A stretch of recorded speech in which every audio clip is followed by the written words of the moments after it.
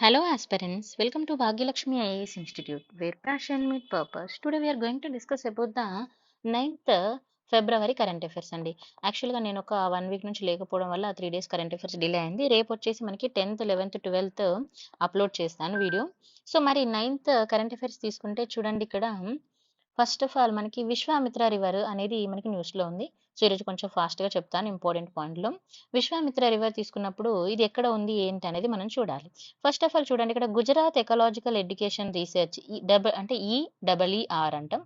So Gir it has begun analysing the data అంటే crocodile census data అనేది ఇక్కడ conduct చేయడం జరిగింది. 25 కిలోమీటర్స్ ఆఫ్ అర్బన్ స్ట్రెచ్ ఎక్కడండి విశ్వామిత్ర రివర్ యొక్క దాని యొక్క ఫ్లో ఎక్కడ వరకు ఉంది అనే దాని మీద అంటే వడోదర సిటీ త్రో ఉన్న దాని మీద ఇక్కడ ఒక సెన్సస్ అయితే కండక్ట్ చేశారు. అయితే ఈ పాయింట్ ఆఫ్ వ్యూలో ఎగ్జామ్ లో మనం చదువుకోవాల్సింది ఏంటంటే ఫస్ట్ ఆఫ్ ఆల్ ఈ విశ్వామిత్ర రివర్ గురించి క్లియర్ గా చదువుకోవాలి.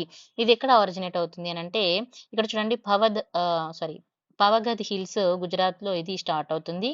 అండ్ దీనికి 2 ట్రిబ్యూటరీస్ ఉంటాయి. ఓకేనా, దాదర్ అండ్ జాంబువా వెరీ ఇంపార్టెంట్. ఓకేనా, and it ultimately flows into ఎక్కడికి ఫ్లో అవుతుంది అనేది కూడా ఇంపార్టెంట్, గల్ఫ్ ఆఫ్ కంబట్ కి ఫ్లో అవుతుంది.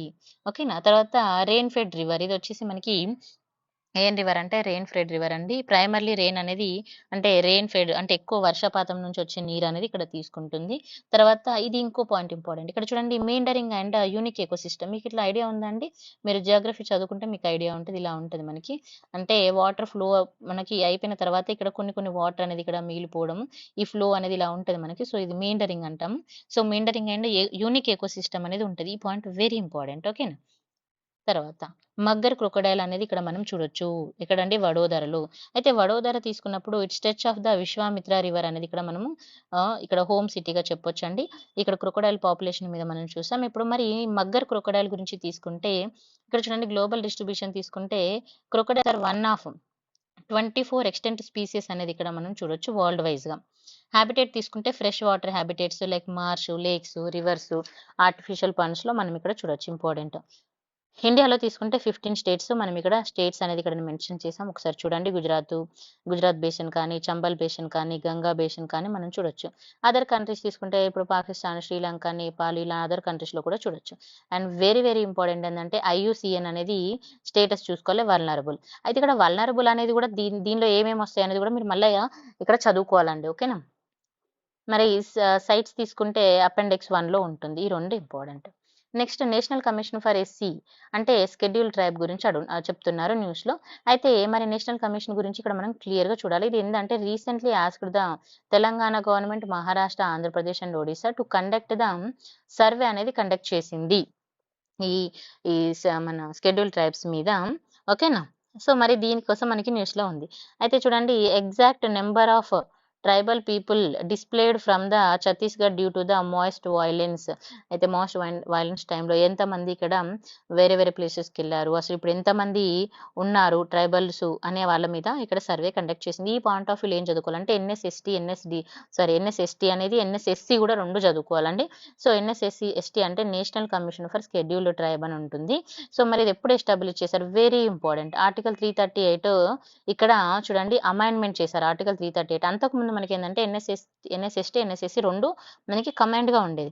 తర్వాత దాన్ని అమైండ్మెంట్ ద్వారా 89th అమైండ్మెంట్ యాక్ట్ ద్వారా రెండు సపరేట్ చేశారు. Article 338 and 338A.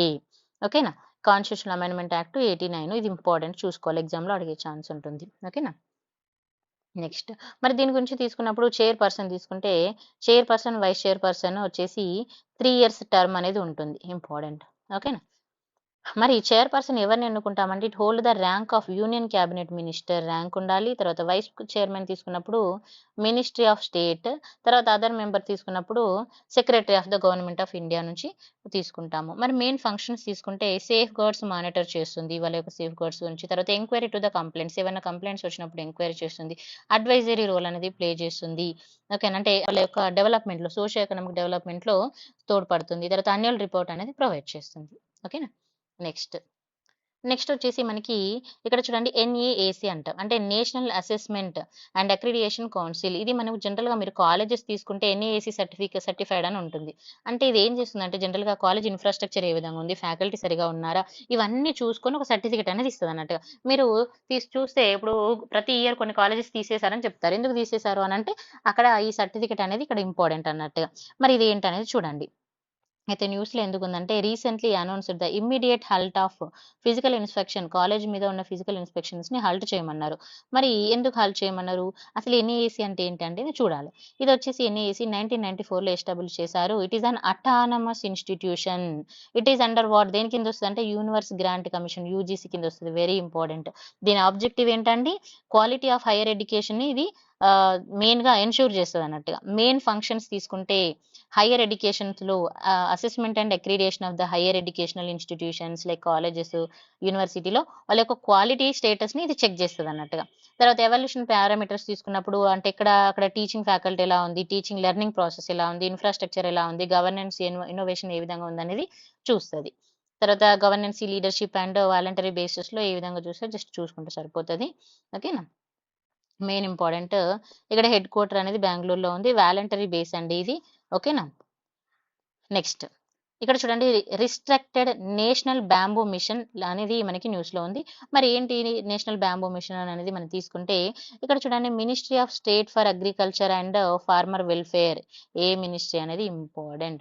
ఇది ఏం చెప్తుంది? రీసెంట్‌లీ ఇన్ఫార్మ్ చేయడం జరిగింది లోక్‌సభ అబౌట్ దేని గురించి అండి? రిస్ట్రిక్టెడ్ నేషనల్ బ్యాంబూ మిషన్ గురించి. మెయిన్‌గా నేషనల్ బ్యాంబూ మిషన్ ప్రాజెక్ట్ ఏందంటే బ్యాంబూస్ ఏదైతే ఉందో దీన్ని మనము డెవలప్ చేయడం. ఓకేనా? ఎక్కువగా కల్టివేట్ చేయడానికి కోసం తీసుకొచ్చింది. అయితే మరి దీని గురించి తీసుకుంటే ఇది ఎప్పుడు లాంచ్ చేశారంటే 1819లో లాంచ్ చేశారండి. ఓకేనా? Centrally sponsored scheme. ఇదొచ్చేసి సెంట్రల్లీ స్పాన్సర్డ్ స్కీము. ఇక్కడ మెయిన్ ఏందంటే ఎక్కువగా ప్రైవేట్ సెక్టర్ వాళ్ళు ఎవరైనా కూడా both government sector, private sector assessment అనేది ఉంటుంది. అండ్ నాన్ ఫారెస్ట్ ల్యాండ్ అయితే ఏదైతే ఉంటుందో దాన్ని ఎక్కువగా ఇక బ్యాంబో కల్టివేషన్ కోసం యూజ్ చేయడము. మరి ఇందులో మనకి మెయిన్ ఇంపార్టెంట్ అంటే ఫండింగ్ ప్యాటర్న్ అనేది ఇంపార్టెంట్.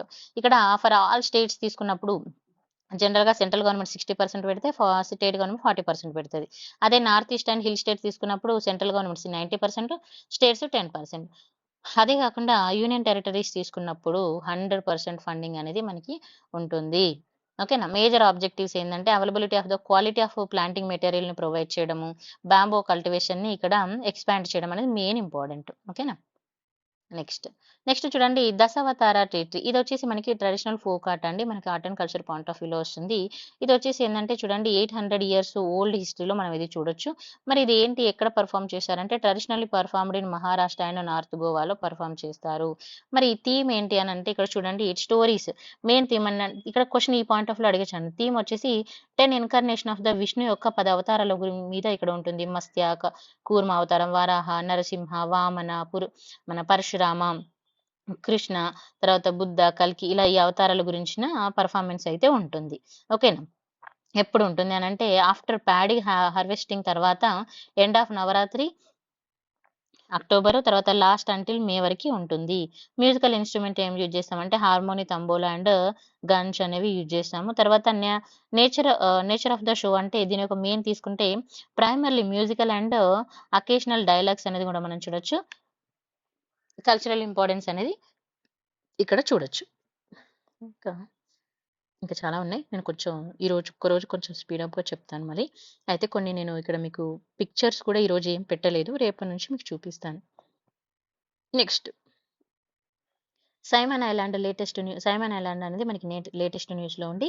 మరి ఈ ఐలాండ్ ఏంటిది? ఎక్కడ? ఏందని తీసుకుంటే చూడండి ఇక్కడ 70.6 మాగ్నిట్యూడ్ ఆఫ్ ద ఎర్త్‌క్వేక్ అనేది మనం చూసాం రీసెంట్‌గా. మరి ఎక్కడ చూసామంటే ఇక్కడ Caribbean sea south west of the Simon island according to the US geological survey ప్రకారం 7.6 అనేది మాగ్నిట్యూడ్ మీద మనం చూసాము ఎర్త్‌క్వేక్ రిలవెంట్‌గా. సో, అందుకే న్యూస్‌లో ఉంది. మరి ఇది సరే ఇప్పుడు మనం ఏం చదువుకోవాలంటే ఈ సైమన్ ఐలాండ్ అనేది ఎక్కడ ఉంది? Is a British overseas territory.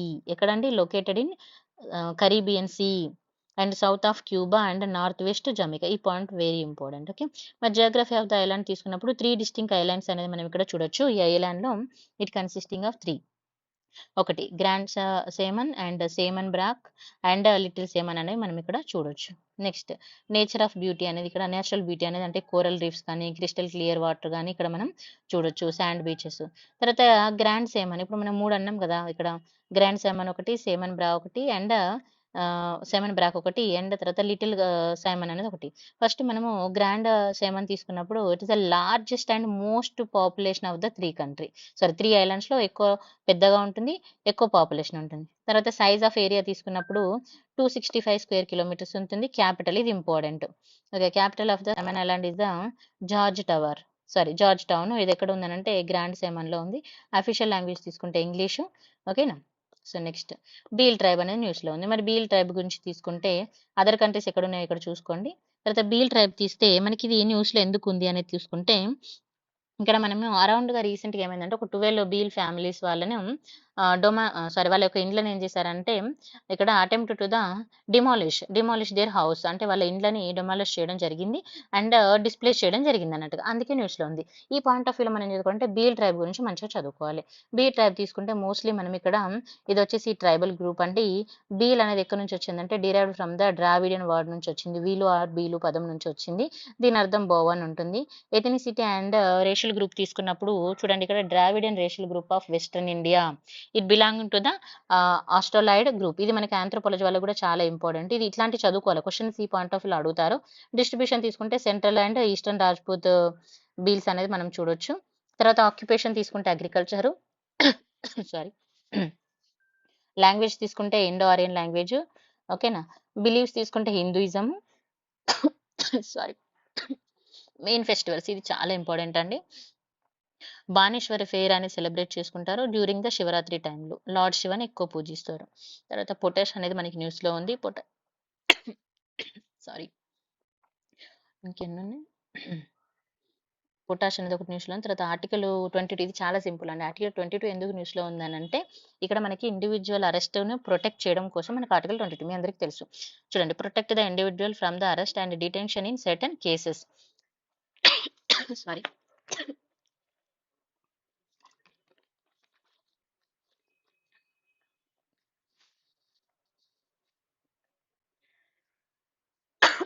Sorry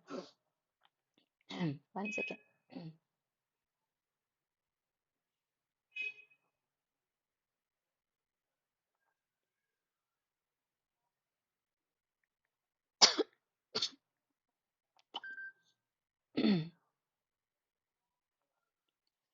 sorry అండి, నేను కొంచెం కొన్ని ఇంపార్టెంట్ అయితే చెప్తాను. ఇక్కడ చూడండి, ఆర్టికల్ 22 తీసుకుంటే మనకి మెయిన్గా న్యూస్లో ఎందుకు ఉంది, అసలు ఆర్టికల్ 22 అనేది ఎందుకు ఇంపార్టెంట్ చూసుకోవాలి. ఇది వచ్చేసి మనకి స్కోప్ ఆఫ్ ప్రొటెక్షన్, మనకి మెయిన్గా ప్రొటెక్షన్ అనేది కల్పిస్తుంది. కొంతమంది ఈ మధ్య ఏం చేస్తున్నారంటే అథారిటీ ఉందని ఎవరిని పడితే వాళ్ళని అరెస్ట్ చేయడం ఇట్లా కొంచెం జరుగుతుంది అన్నట్టుగా, మిస్యూజ్ చేస్తున్నారు పవర్స్ని. అందుకే మనకి ఇది న్యూస్లో ఉంది. సో ఇక్కడ చూడండి, certain cases ensuring the justice and preventing misuse of the powers మీద ఇది మనకి న్యూస్లో ఉంది. సో ఇప్పుడు ఇక్కడ మెయిన్గా చదువుకోవాల్సింది ఏంటంటే ఈ క్లాజెస్ ఒకసారి చూసుకోండి, ఏ పాయింట్ ఆఫ్ వ్యూలో అరెస్ట్ చేస్తారనేది.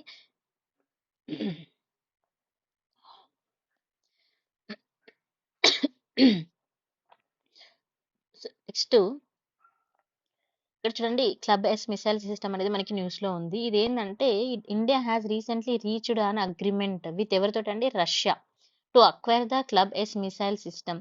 ఈ ఫస్ట్ పాయింట్ ఇంపార్టెంట్. ఇండియా ఏం చేసిందంటే రీసెంట్ ఒక అగ్రిమెంట్ అనేది తీసుకోవడం జరిగింది. అది ఏంటి అని అంటే అగ్రిమెంట్ కోసం ఈ న్యూస్ లో ఉంది. ఇండియా అగ్రిమెంట్ అనుకున్నది అది దేనితో అంటే రష్యా తోటి.